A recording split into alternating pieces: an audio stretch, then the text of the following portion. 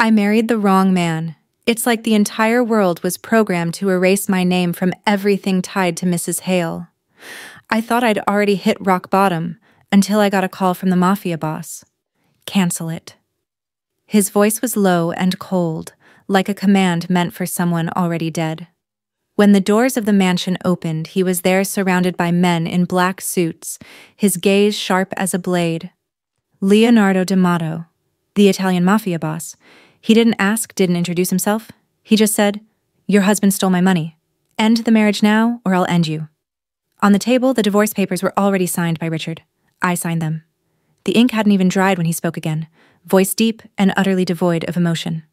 "Good. From now on, you belong to me until the debt is paid." I looked up, meeting his eyes for the first time, and realized I hadn't just lost my husband. I had just fallen into the hands of a devil who knew how to say, "I love you," with the words, "Cancel it." I woke up to the sound of my phone buzzing on the nightstand, the kind of relentless vibration that cuts through the haze of sleep. It was our 3rd wedding anniversary, and I'd planned to surprise Richard with breakfast in bed. Pancakes with that maple syrup. He loved the one we found at that little farmer's market last summer. I reached for my phone, expecting a sweet message from him. Maybe a happy anniversary Elena with a heart emoji. Instead, it was a notification from our bank. $5 million transferred out of our joint account at 2:17 a.m. My name was on the transaction, my digital signature, but I hadn't authorized a thing. My stomach dropped like I'd just stepped off a cliff. I sat there in our quiet bedroom, the silk sheets still warm from where Richard had been, and I knew something was wrong. Really wrong. I called him, my hands shaking as I held the phone. Straight to voicemail. I tried again, pacing the hardwood floor, the morning light slicing through the curtains. Nothing. By the time I got to his office downtown, my heart was pounding so hard I could feel it in my throat. The receptionist, a young woman with perfect nails and a fake smile, barely looked up from her desk. "Sorry, Mrs. Hale," she said, her voice dripping with something that wasn't quite pity. Mr. Hale gave strict instructions. No unfamiliar guests. Unfamiliar, I'd been his wife for 3 years. I stood there clutching my purse, feeling the eyes of everyone in that sleek lobby on me. Then I saw the newsstand outside the glass doors. Headlines screaming, "Richard Hale engaged to Monarch Group heiress." My knees buckled. I grabbed the edge of her desk to steady myself, and she just looked away like I was a ghost. As I stumbled out of the office, a man in a dark coat brushed past me, slipping a folded note into my hand. I unfolded it in the parking lot, my breath catching at the scrawled words, "Check his office safe. Code 0913. That was our anniversary date. I slipped back into the building through a side door where avoiding the receptionist's gaze. The safe was behind a painting in Richard's office, one I'd never thought to question. Inside, I found a burner phone and a ledger with my name next to transactions I'd never seen. My hands shook as I snapped photos, the numbers blurring through tears. This wasn't just betrayal. It was a setup cold and calculated to ruin me. That night, my phone rang again. Unknown number. I almost didn't answer, but something made me pick up. A man's voice, low and steady, said, "If you want to survive this, come to Palermo. The boss wants to meet the ex-wife of a traitor." I froze. Palermo, I wasn't even sure where that was. Italy, maybe. The voice didn't wait for me to respond. "You have 48 hours. Don't test him." The line went dead. I sat on the edge of my couch, staring at the wedding photo on the mantel, Richard and me smiling like nothing could touch us. Now it felt like the whole world was caving in. My friends stopped calling.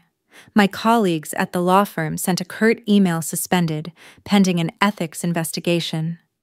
Ethics I'd spent my career fighting for people who couldn't fight for themselves. And now I was the one being accused of fraud. All because of Richard. All because of that damn signature. Hey, before I go on, can you do me a quick favor?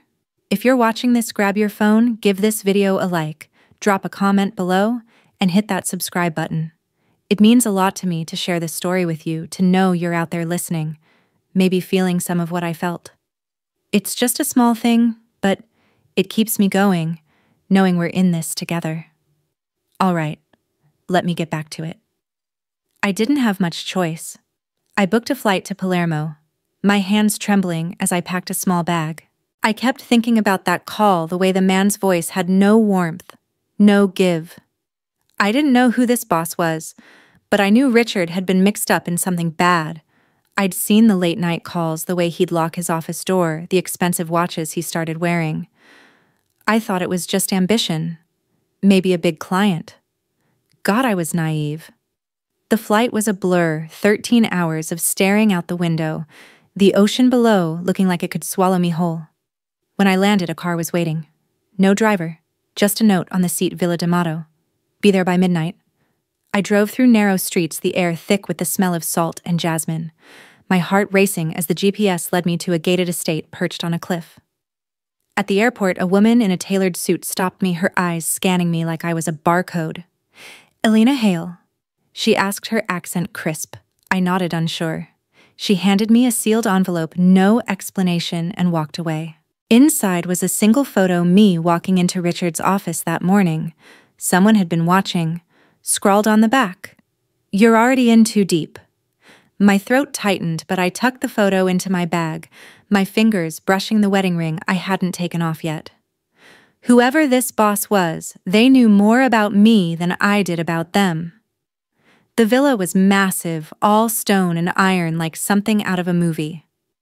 I stepped out of the car, my sneakers crunching on the gravel, and two men in suits appeared out of nowhere. They didn't say a word, just gestured for me to follow. Inside, the air was cool, heavy with the scent of leather and cigar smoke. And there he was, Leonardo D'Amato, the man they called Leo. He sat at the head of a long table, his dark eyes locked on me the second I walked in. He was older than I expected, maybe late 30s, with a face that was all sharp angles and quiet power. Not handsome in a magazine way, but the kind of man you couldn't look away from. "Sit," he said, his voice like gravel. I did, my hands folded tight in my lap. Before I could sit, one of the men grabbed my bag, dumping its contents onto the table, my wallet, keys, and that photo from the airport scattered across the polished wood. The room went quiet, everyone staring at the photo. Leo picked it up, his jaw tight. "Who gave you this?" he asked, his voice low but sharp enough to cut. I swallowed, my hands clenching. "A woman at the airport," I said. "No name." He studied me, then crumpled the photo in his fist. "Someone's playing games," he muttered, tossing it into a trash can. I sat down, my pulse racing, realizing I'd just walked into a world where even a photo could be a weapon. "Your husband," he said, leaning back in his chair, "stole $5 million from me. Used your signature to do it." I opened my mouth to protest, but he raised a hand, and I swear the room got quieter. "He's gone, Elena. Engaged to some heiress, left you to take the fall." He slid a folder across the table. "Divorce papers already signed by Richard. Sign it," he said. "End it now." I stared at the papers, my throat tight. I didn't love Richard anymore. Not after this. But signing felt like admitting I'd lost everything. I picked up the pen, my hand steady, even though I felt like I was breaking. I signed. Leo watched me, his eyes narrowing. "Good," he said. "Now you're mine. Until the debt is paid." I froze. What I managed to say. He leaned forward, his voice low. "Canceling your marriage doesn't free you. It ties you to me." The next morning, I was escorted to a small office in the villa, a room with no windows and a single desk. A stack of contracts waited, each one tied to deals I didn't understand, shipments, properties, names I'd never heard. One of Leo's men, a wiry guy named Marco, stood in the doorway tossing a coin in the air. "Better work fast, princess," he said, smirking. "Boss doesn't like mistakes." He left a newspaper on my desk, open to a gossip column. My face was there, grainy, next to a headline, "Disgraced Lawyers Fall from Grace." I pushed it aside, my jaw tight, and started working. Every page I turned felt like another piece of my old life slipping away. I didn't know what that meant, but I felt it like a weight on my chest. The next day, Leo made it clear. He needed a lawyer, someone to clean up his organization's contracts, make them airtight. I was a corporate attorney, not a criminal one, but he didn't care. "You're smart," he said. "You'll figure it out." So I started working for him, holed up in an office at the villa, surrounded by men who looked at me like I was a joke. One of them, a guy with a scar across his cheek, smirked every time I walked by. "Lawyer lady," he'd say like it was an insult. Another time at a meeting, he accidentally spilled red wine on my blouse. "Matches your sins," he said, and the others laughed. I didn't flinch, just wiped it off with a napkin and kept going. But inside, I was burning. At dinner that night, the dining hall was packed with Leo's crew, their voices loud, their laughter sharper.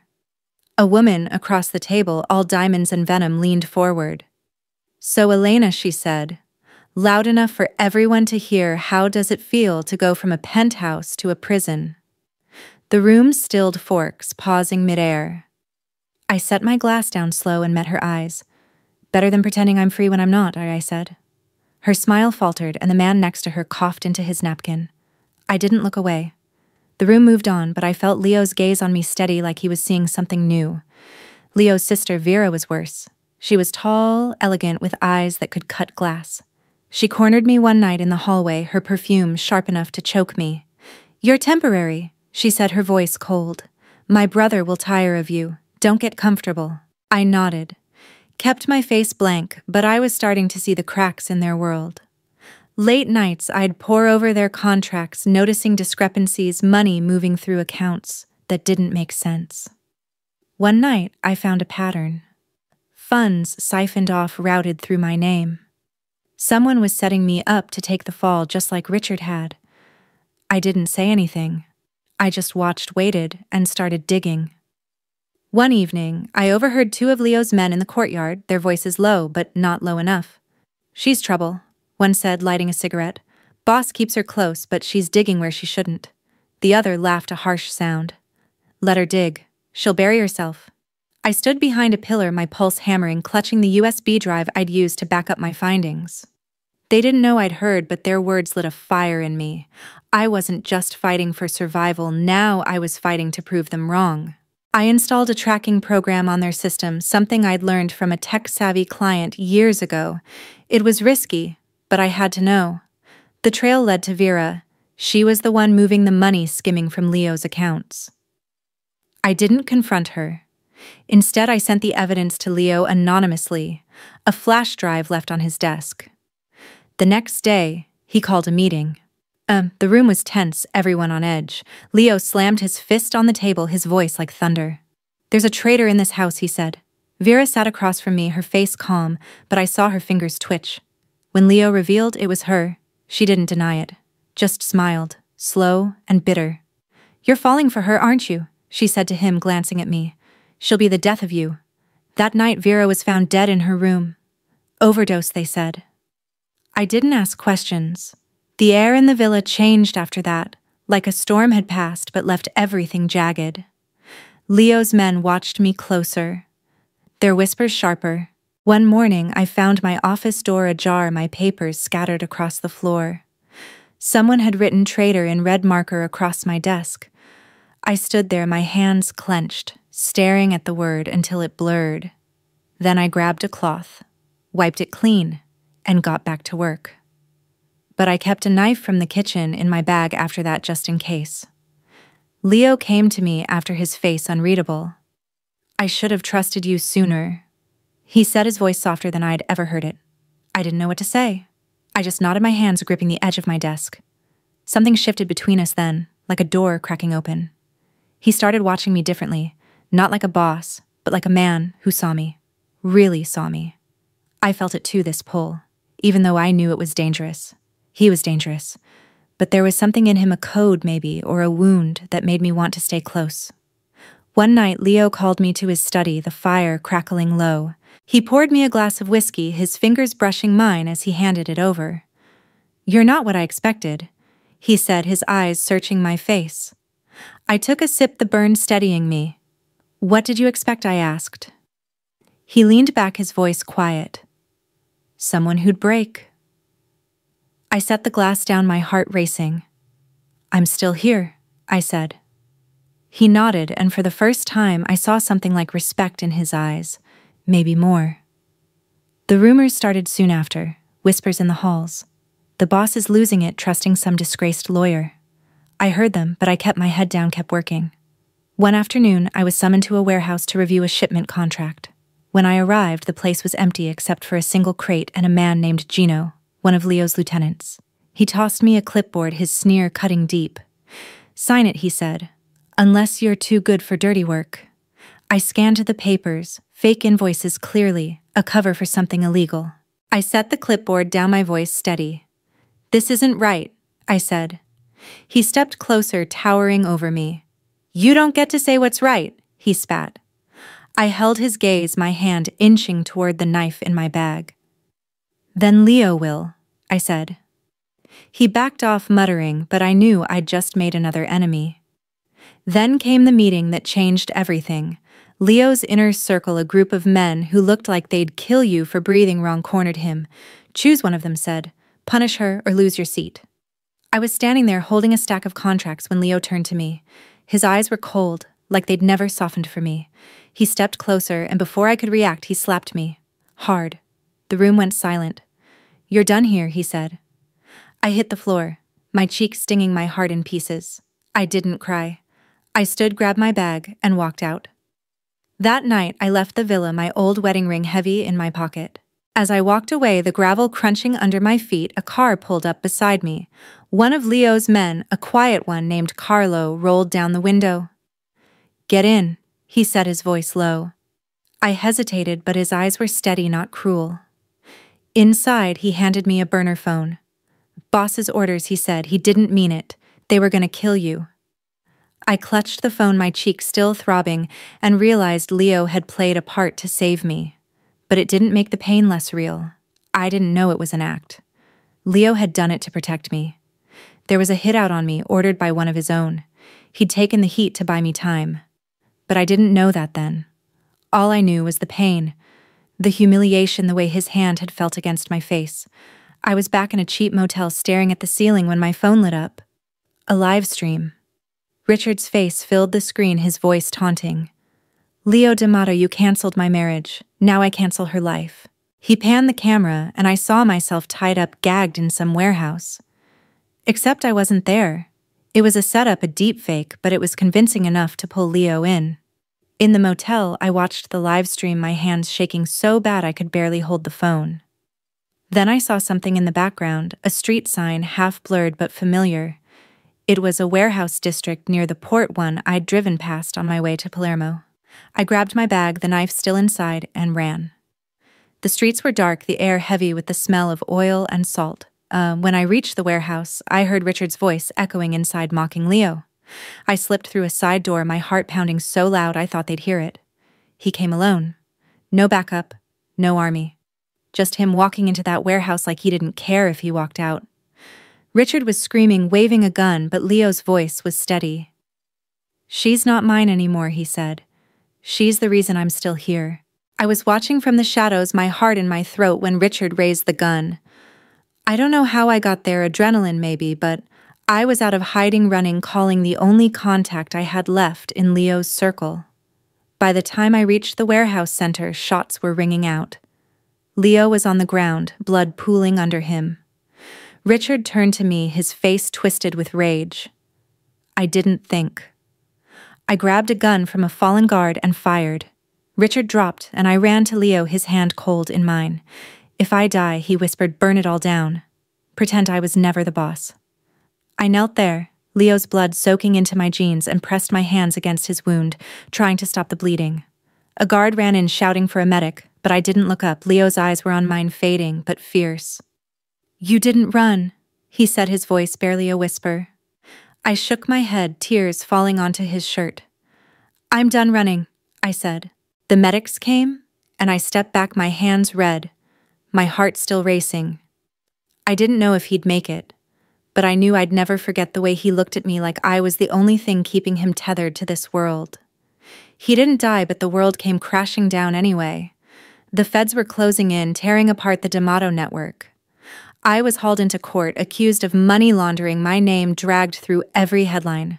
The woman who sold her soul to the mafia, they called me. I didn't fight back, didn't explain. I knew Leo was out there hiding, and I wasn't going to give him up. Then one day, a package arrived. No note, just a USB drive with documents transferring everything, his accounts, his properties, his empire, to me. I sat in my tiny apartment staring at the screen, the weight of it all sinking in. At the trial, the prosecutor leaned in, his voice sharp. Do you realize you're holding a criminal empire? I looked him in the eye.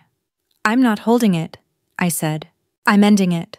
Days before the trial, I found a small package slipped under my apartment door. Inside was a locket, old and tarnished, with a photo of a young girl and a woman who looked like Vera.